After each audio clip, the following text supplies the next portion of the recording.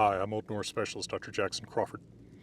After a long career getting slungshot around from university to university in different adjunct and instructor positions, in the last few years I've finally been able to mostly pay my bills by means of Patreon support and also found a certain amount of value in my daily work, and none of that has come from any position that a university gave me.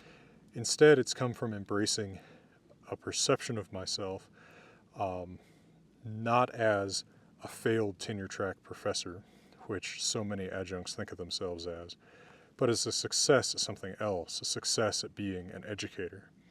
And what I want to do is a little bit different for me on this channel, is read a prepared statement addressed to people in similar positions, maybe people who are feeling bad about their education and the fix that it's led them to, feeling bad about the value of what they do and their ability to pay their bills.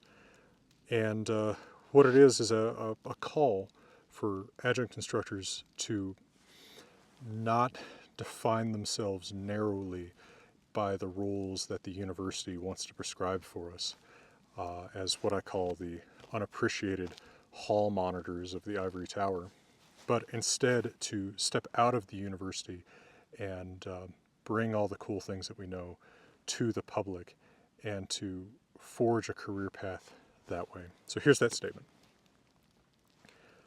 No one owes me a living for my Ph.D. in Scandinavian studies.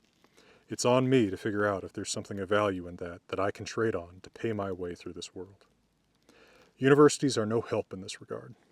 There's huge demand for classes like what I've been teaching the past 13 years, but so many desperate PhDs who can teach them that the jobs are temporary and pay poorly.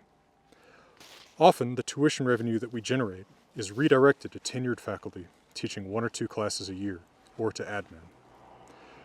So, many people like me hold a piece of paper that we borrow tens of thousands of dollars to pay for, to certify that we know things that the same universities barely pay us to teach, if at all.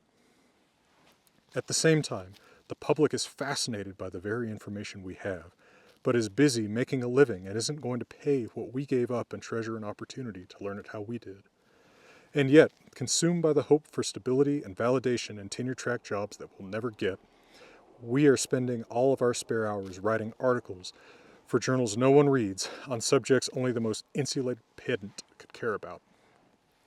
Meanwhile, the public is Googling for answers, and because the experts won't talk to them, they're getting those answers from the people who eagerly will talk to them, the mad gurus who hector the internet with such confidence, passing off their fantasies and sickbed agendas as expertise to a well-meaning public that can't tell the difference between experts who are silent and experts who don't exist.